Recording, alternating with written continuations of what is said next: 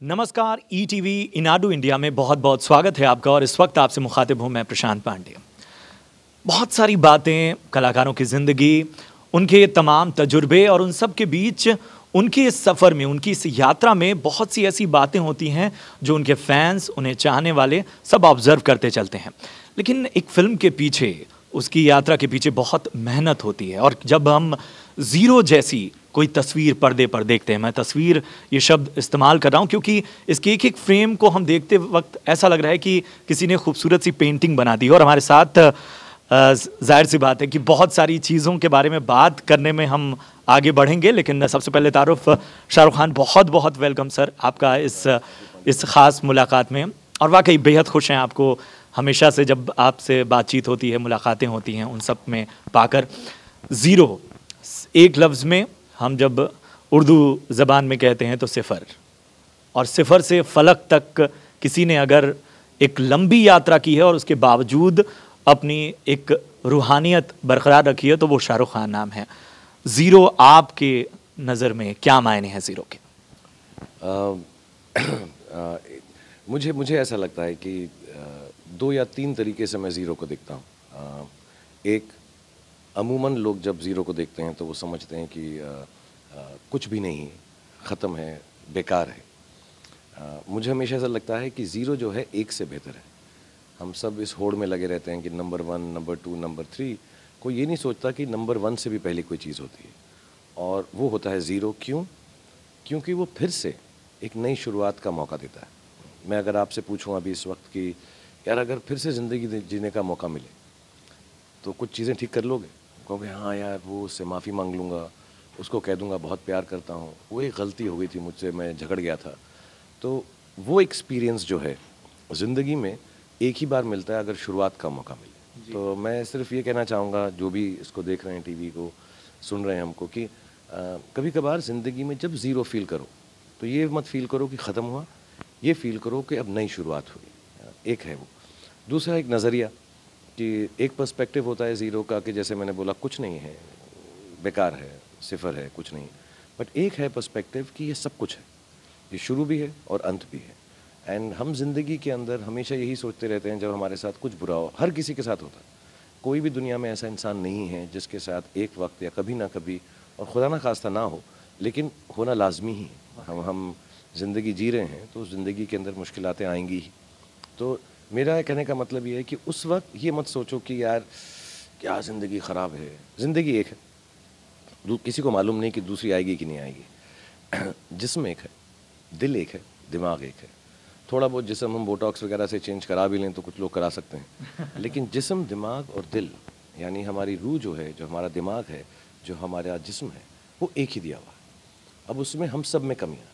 मुझे ऐसा लगता है हमेशा कि यार मैं थोड़ा लंबा होता तो, मैं थोड़ा पतला होता तो, मैं थोड़ा खुश होता तो, मैं थोड़ा सा स्मार्ट होता तो। लेकिन ये बात जितना जल्दी हम समझ लें मैं यही हूँ जो हूँ, इसके अलावा अब कुछ नहीं है भाई। एक्चुअली इंपॉर्टेंट काम ये है ज़िंदगी जीना, क्योंकि वो एक ही है, वो एक ही मौका मिलेगा। तो हम ज़्यादा समय उसमें बिता दें, व्यतीत कर दें, ख़राब कर दें कि मैं ऐसा हो सकता था या वो हो सकता था, वो सब छोड़ो। वो सब अब कुछ नहीं होगा। तुम जो हो वही हो। अपने आप को ये मत समझो कि तुम अलग हो, तुम समझो यूनिक हो। खुदा ने तुमको ये जो अलग बनाया है इसलिए बनाया है कि तुम में कुछ स्पेशलिटी है। वो स्पेशलिटी ढूंढो और ज़िंदगी को सेलिब्रेट करो। I mean the whole concept of zero is that. Of course Anand Rai साहब ने बनाई है तो उसमें बहुत मजाक होगा और हंसी खेल होती रहेगी। हिमांशु ने लिखी है तो थोड़ी बदमाश होगी। और यही हंसते मजाक के अंदर इस फिल्म का जो है, अगर किसी को तत्व मिल जाए अच्छा है, नहीं मिले तो बस हंसते खेलते देखो और हंसते खेलते चले जाओ। सबसे बड़ी बात, बहुत वक्त से जो फैंस या आपको चाहने वाले या बहुत से हम जैसे पत्रकार जो ऑब्ज़र्व कर रहे थे कि बहुत वक्त बाद आप हिंदी हार्टलैंड की ओर मुड़े हैं, और वो दर्शक जो शाहरुख से एक एक्सटेंशन, एक दायरा हो रहा था कि हाल फिलहाल वो जुड़ने में उन्हें लगातार ये मुश्किलात हो रही थी, जिस फ़ैन ने वो दरवाज़ा पहले भी खोल दिया। आप मानते हैं कि ये फिर आपको उन दर्शकों से, जो बहुत सामान्य दर्शक थे, जो अभी भी आपको बेपनाह प्यार करते हैं, उनसे फिर से दोबारा जोड़ने में मदद कर रहा है? सच में मुझे ये बात समझ नहीं आती। आनंद सर ने मुझे ऐसा बोला कि सर मैं ऐसी फिल्म बनाऊंगा जो आपको जो है हार्टलैंड में फिर सबको पसंद आएगी। मैं या तो फिर इतना समझदार नहीं हूँ, या मुझे इतना इल्म नहीं है कि मुझे लगता है यार मैं तो हार्ट में हूँ, तो हार्ट लैंड की क्या ज़रूरत है मुझे।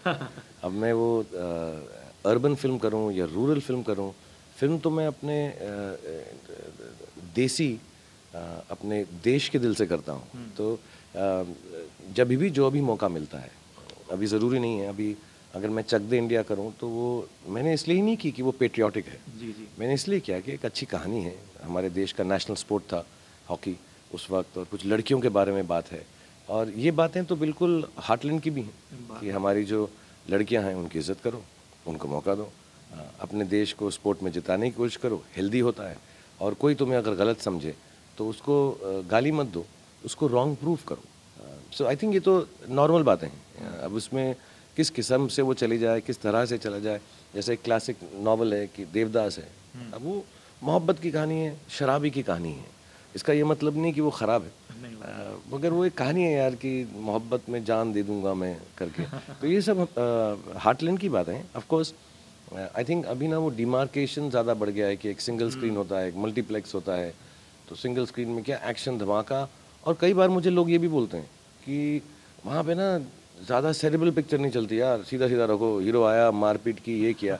अब मुझे पता नहीं है, अगर ये बात सही है तो फिर ये फिल्म सिंगल स्क्रीन में क्यों चले, क्योंकि मैं तो हीरो की तरह हूँ ही नहीं, मैं तो ज़ीरो की तरह हूँ। इसमें मैं ना लंबा हूँ, ना चौड़ा हूँ, ना दादागिरी है, ना 10 लोगों को मारूंगा, ना ही मैं हीरोइंस के साथ जो है कमाल का कुछ डांस कर लूँगा। बट मुझे ये बिलीफ है कि चाहे वो हार्टलैंड है, मुझे दूसरा लैंड पता नहीं, मुझे लगता है पूरा देश ही हार्टलैंड है। अगर हार्टलैंड है तो उसमें कोई अच्छी बात क्यों नहीं किसी को पसंद आएगी, क्यों नहीं माँ बाप ये पिक्चर देख लेंगे, क्यों नहीं बच्चे पिक्चर देख के हंस लेंगे, क्यों नहीं जो बड़ा टफ होगा, मेरे ऑफिस में एक लड़का है, मैं उसको बोलता हूँ बड़ा यार टफ है, होता ही नहीं है, तो क्यों नहीं उसको कोई अच्छी बात लगेगी कि अगर एक छोटा इंसान जिसका दिल बड़ा है, अगर उसको कामयाबी मिल गई तो ही फील नाइस। नहीं मारा 10 लोगों को, नहीं मारा, अगली में मार लेंगे। अच्छा, एक चीज़ जो सबसे ख़ास तौर पे समझ में आ रही है वो ये है कि ये एक खलिश की बात करें, एक अधूरेपन हर व्यक्ति जो है, और जब इश्क और मोहब्बत की बात आती है तो कहते हैं कि वहाँ अधूरापन ही जो है वो लगातार वो एक तड़प जो बनी रहती है। एक व्यक्ति है जो फिज़िकली अधूरा महसूस कर रहा है, और दूसरी ओर दो ऐसे लोग हैं जो अपनी ज़िंदगी में बहुत ऊंचाइयों पे हैं या कंप्लीट हैं, लेकिन उसके बावजूद वो जहनी तौर पे कहीं ना कहीं स्ट्रगल कर रहे हैं। इन सब में आपके पास रेफरेंसेस क्या थे, क्या क्या चीज़ें थीं जो आपने अपने हक पे देखा या इनके करीब जाते हुए महसूस किया? जी, इसमें ना मैं समझाता हूँ कि 3 लोग इनकम्प्लीट है, एक जो है ज़हनी तौर पर है, एक इमोशनली हैं, एक फिज़िकली हैं। बट एक्चुअली मैं एक और नज़रिया भी है इस फिल्म को देखने का, वो ये है कि एक इंसान है जो फिज़िकली स्पेशल है, और वो जो है अपनी ज़िंदगी से मतलब उसको कोई फ़र्क नहीं पड़ता, उसने डिसाइड कर लिया कि यार मेरी ज़िंदगी ऐसी तो ऐसी ही है। एक कैरेक्टर है आफिया का जो एक्चुअली जानता है, बहुत रियलिस्टिक है कि मेरे में है कुछ कमी, सेरेब्रल पॉलिसी, लेकिन मैं ज़िंदगी में कमी नहीं आने दूंगी। और एक है जिसे हम चांद कहता हूँ मैं, या कि हमारी लाइन भी है, तारों को देखने वाले लोगों, हम चांद को छू कर आ रहे हैं, तो दूर से चांद लगता है, और जब आप हम चांद पे पहुँचेंगे तो उसके दाग मालूम पड़ेंगे। तो ये एक्सपीरियंस है कि एक आदमी को लगता है कि अब मैं ये चांद हासिल कर लूँ, जब वहाँ जाता है तो उसको मालूम पड़ता है ये भी मेरे जैसा ही है यार, चांद में इतना कोई फ़र्क नहीं है जितना मुझ में है। तो उसको कुछ एक कॉन्फिडेंस आता है कि जब मेरे जैसा ही है तो मैं क्यों इधर उधर भटकता फिर रहा हूँ। So the whole concept of the film is that कि 3 लोग, और एक्चुअली ये फिल्म में बहुत और किरदार भी हैं, सभी कुछ ना कुछ कमियाँ हैं इसमें, कोई नॉर्मल जो हम नॉर्मल समझते हैं वैसा कोई भी नहीं है, और सब हंसते खेल रहे हैं, और एक भी किरदार कभी भी किसी से सहानुभूति नहीं मांगता, कभी भी ये नहीं कहता कि हमको देखकर करो। क्यों?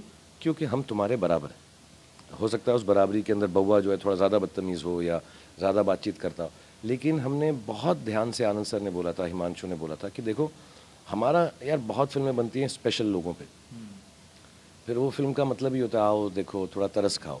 हमारी फिल्म के एक भी किरदार, हमारे किरदार को प्यार कर लेना, नफ़रत कर लेना, तरस मत खाना, और वही ज़िंदगी होनी चाहिए। तो हम ये बताना चाहते हैं लोगों को कि जो लोग थोड़े चीज़ों से महरूम हैं वो तरस ना मांगे, क्योंकि तुम जो महरूम हो कोई फ़र्क नहीं पड़ता, फिर भी ज़िंदगी पूरा जीने का मौका तुमको भगवान खुदा ज़रूर देगा।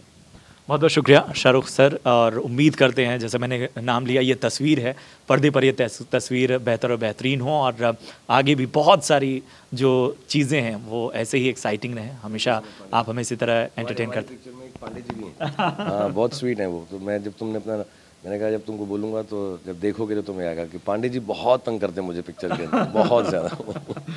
बहुत बहुत शुक्रिया सर, बहुत अच्छा लगा आपसे बात करके। Thank you so much.